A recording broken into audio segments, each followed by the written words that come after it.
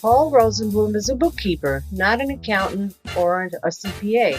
Although the information in this podcast comes from professionals, it's meant to give you enough knowledge about these subjects to have a meaningful dialogue with your tax preparer about bookkeeping and taxes. Tax season is almost over, as I'm recording this at the end of March, at least in the United States. And since so many ideas have come out of leadership of the U.S. since the last inauguration, I wanted to discuss some of them as they relate to small businesses and economics, and of course, not the political ramifications. I'm taking off a few minutes from bookkeeping, Paul Rosenblum. But first, don't forget to check out the YouTube channel, as we now have some short videos. The link is below. It's been a busy tax season, but I will get back soon to posting on the Substack newsletter. And if you have any suggestion ideas for episodes in this podcast, shoot me an email at bookkeepermensch@gmail.com. Much has been said recently about how income taxes might change in the United States at some point.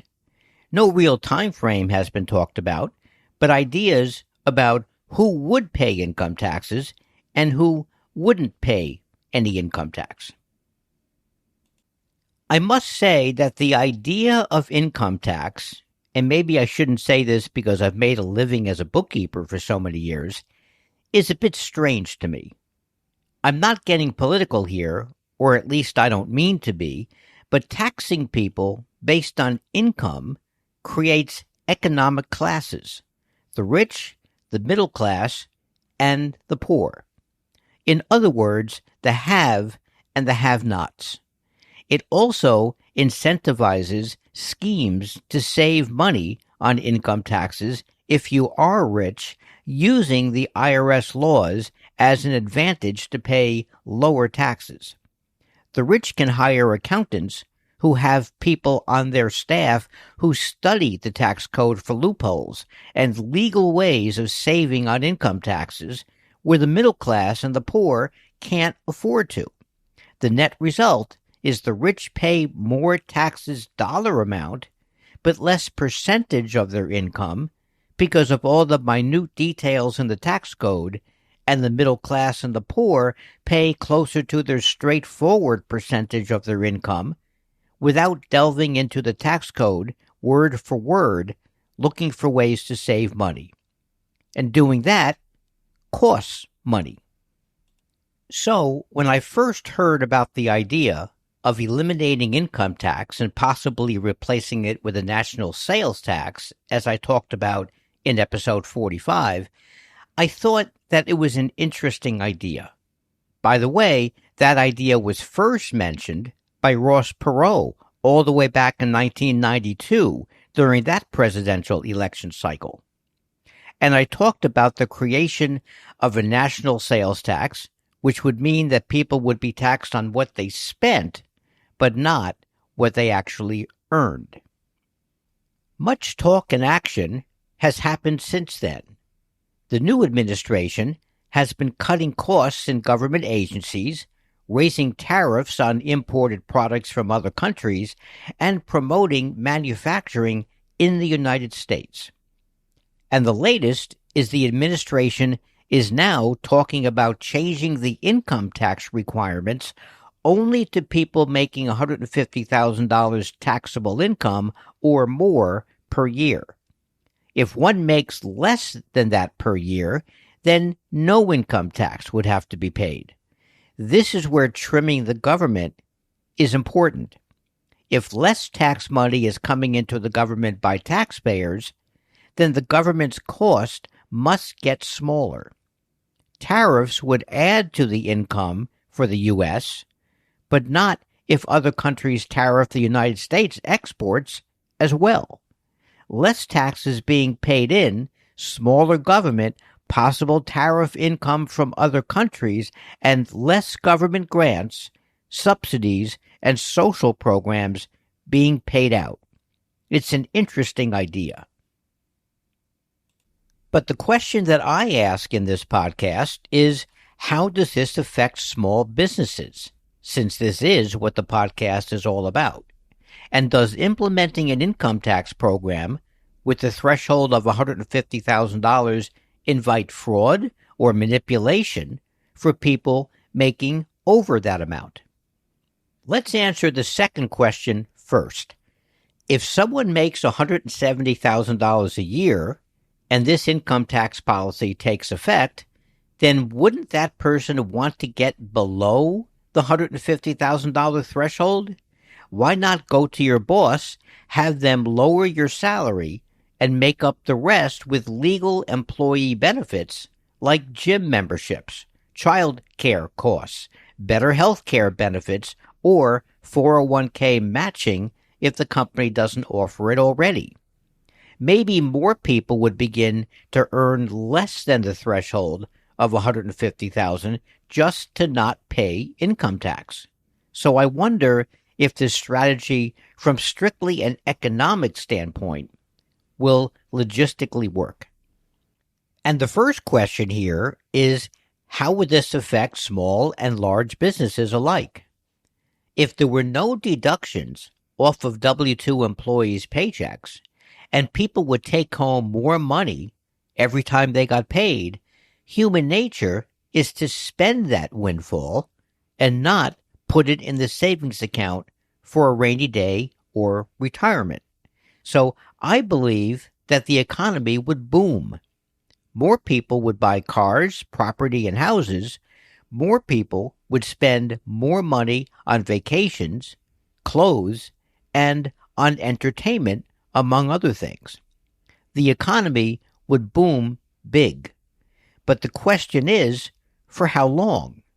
Windfalls are great until they become normalized. If people's take-home pay goes up, wouldn't you think that retail stores, online stores, grocery stores, public transportation, automobile sellers, vacation rentals, and all other kinds of businesses would know that people had more money to spend on things? Prices would go up in all products and services. And yes, even bookkeeping and accounting. As prices go up, eventually within 1 to 2 years at most, we might be in the same position economically as we are in today.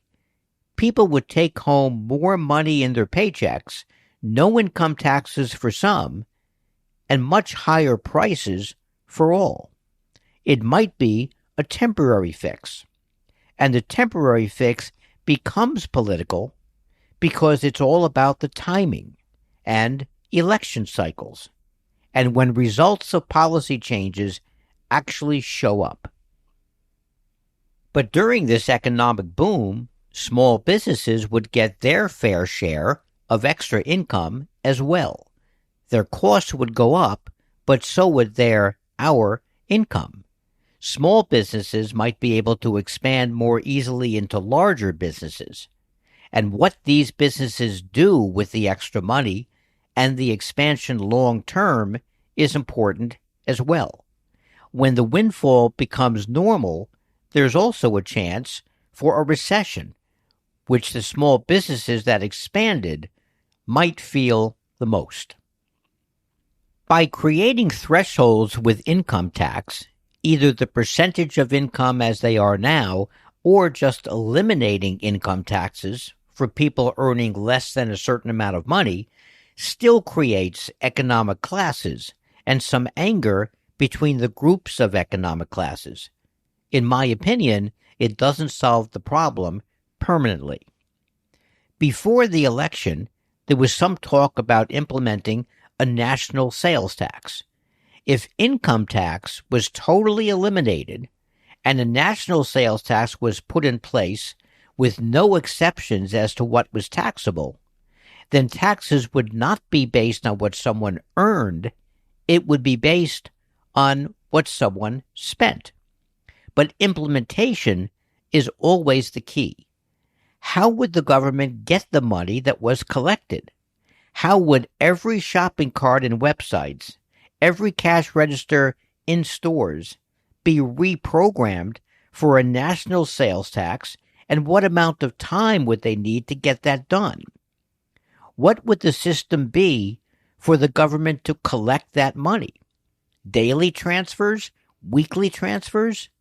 And how do we get Congress to agree on that in the first place? If we did have a national sales tax, how would that affect importing goods from other countries and the amount of the tariffs? Lots of questions here that are worth asking. And if individual income taxes were abolished, would there still be income taxes for businesses? Probably yes for corporations, but how about LLCs or sole proprietorships, which are part of one's personal income taxes? No income taxes on LLCs? Then why would anyone want to start a corporation? So it sounds really great to hear that many people would not have to pay income taxes at some point in the future. Try not to fall into that trap. We do need a government. We do need the government to be funded. We do need to have a system for the government to collect money to fund the government. And to help keep the world economically stable, we need to trade goods with other countries and be part of world economics. The proposed income tax elimination for people earning less than $150,000 would affect somewhere between 76 and 90% of earners, according to Kiplinger.com. It also aspires to cut income tax for tips and for overtime pay for W-2 employees. For this to happen, according to the Kiplinger article, the national budget would first have to be balanced, and that hasn't happened since the President Clinton administration and only twice in the last 50 years. As Forbes stated in an article, payroll taxes fund Social Security and Medicare. So can we assume that income taxes do not include all payroll taxes? I'm not so sure. That hasn't been said out loud. And if income taxes don't exist for most, how does that affect state taxes? As the Forbes article mentions, state programs that are now funded by the federal government still need to be funded, now probably by the state, because the federal money for state projects would probably end or at least be cut down dramatically. So stay tuned. This could be an interesting year for the very beginning of major economic changes. However, change can take years. And even if the budget is balanced politically, Congress and the Senate might change leadership in a bit more than 3.5 years from now. And how much time, once the budget is balanced, could the IRS retool laws written and passed in Congress and the Senate, and those changes implemented in reality? Could very well be more than 3.5 years from now. So don't be looking at fancy cars just yet. Still have a budget for that vacation, and keep talking to your accountant a few times a year, even if you don't have a business, since yes, you will have to file income taxes for the tax year of 2025, and quite likely for 2026 as well. When I write these kinds of episodes, some people have called me very level-headed. I look at it as something that I can't control, so I just report on it, with the facts as I read them unfold, and I mix in some of my own opinions.